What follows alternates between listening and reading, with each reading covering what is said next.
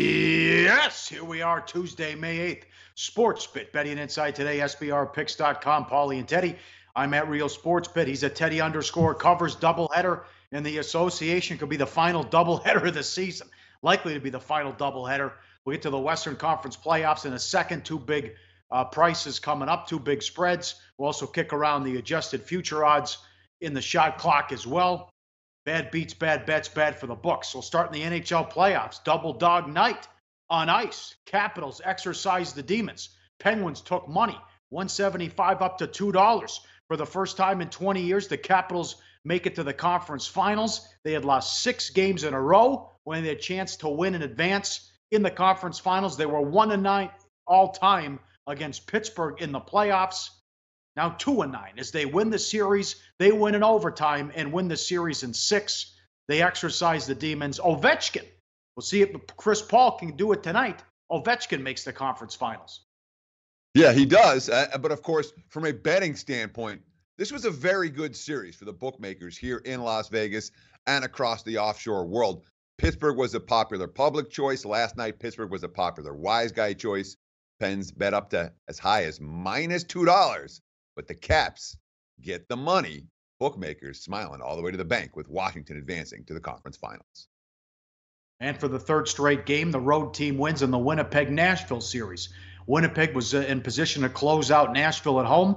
They lost 4-0. Pekka Rinne has been hot and cold. You don't know what you're going to get out of him. He's either great or he's awful. And now a team that you had to go back to late February before this series. The last time they lost a home game, they'd won 13 in a row. Nashville's beat them 2 in a row in Winnipeg. Game 7 Thursday. Sure. And, anytime you're talking about a team that comes home for game 6 in a clinch-out game and doesn't get the win, and now they have to travel back for game 7, those aren't normally positive expectation situations. Tough loss for Winnipeg and their backers last night. All right, look at this now. The Sixers avoid the sweep. They were late. It was open 7, bet down to 6, then back up to 7. They got the money and covered against the Celtics, even though they trail 3-1 in this series, and Boston has home court. Look at the adjusted series price. Boston's only $5, and Game 5 will be tomorrow as the Celtics try to close them out, where they're 6-0 straight up and ATS at home in the playoffs. Sure. I mean, last night, Philadelphia was a better team from the get-go. Boston had foul troubles. Right. I mean, at halftime, they had 4 guys with 3 fouls, which is an issue when you only have an 8-man rotation like Brad Stevens does. And the end of the game, the foul disparity was much greater because they were doing a hack of Ben Simmons to try to get going. But the bottom line, that series is a little bit testy right now. And all of a sudden, the Celtics have some pressure. The early money for Game 5, and we'll preview this game thoroughly tomorrow. But the early money in Game 5 has come towards Philly. The market is still convinced the Sixers are the better of the two teams, regardless of what floor the series is being played on.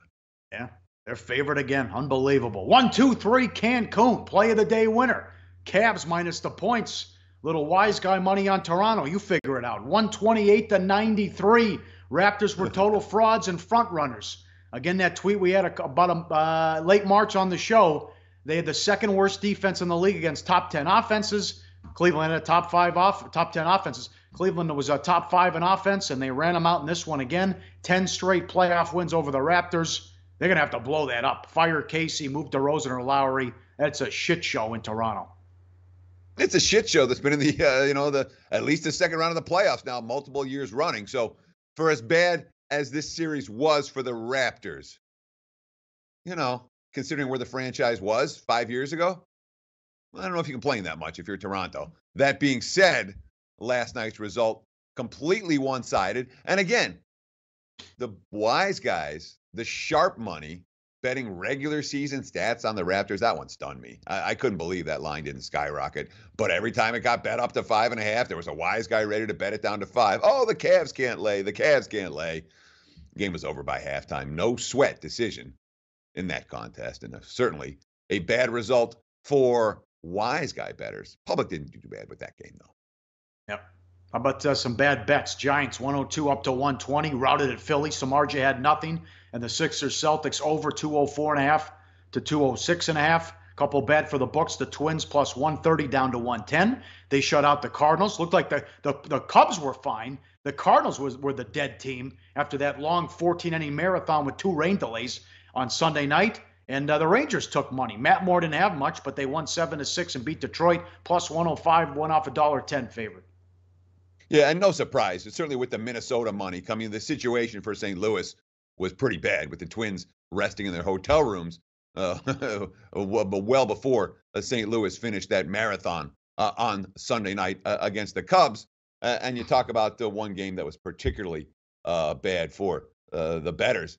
Couldn't understand what the money was coming in on San Francisco. I understand the Giants had a good series in Atlanta, but Samardzija, he's not bet on it. Not even close right now. The Giants starting pitching is in a world of hurt. And it certainly showed yesterday, although the books ended up doing pretty well with that contest. San Fran closing at minus 120 as chalk. Interesting 2-game set begins tonight at Dodger Stadium. They take on the Diamondbacks. If they lose both games, they'll be 10 back. They don't play the Diamondbacks again until August. And they just lost Kershaw again, who's put on the DL. What a terrible road trip for the Dodgers, and it's their 3rd big injury already on this young season. Sure. When you look at the Andy McCulloch tweet about LA's brutal road trip. Day 1, Pedro Baez falls off the mound. Day 4, Corey Seager blows out. Day 6, Ryu tears a groin muscle off the bone. Day 8, first combined no-hitter in franchise history. Day 10, Clayton Kershaw injures his arm. Right now, as we speak, the Dodgers have more than $93 million on the DL. That's higher than the total payroll of the Oakland A's, the Pittsburgh Pirates, the Tampa Bay Rays, all of whom have higher winning percentages than the Dodgers do right now. Again, Justin Turner's out until midway.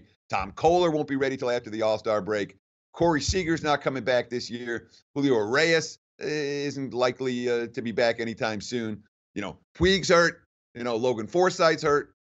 Kershaw, Ryu. It's ugly for the Dodgers right now. And of course, they're chalk tonight against Arizona, even though Zach Godley, who struggled against them earlier in LA, he's had more than his fair share of success against the Dodger bats. It's, in theory, a get-well spot for LA coming home. Dodgers not a team I trust right now, not even a little bit. Like the show? Help us keep the lights on. Please make sure to comment, share, and subscribe to all the Sportsbook Review videos. Thanks so much. Best of luck. Enjoy the games.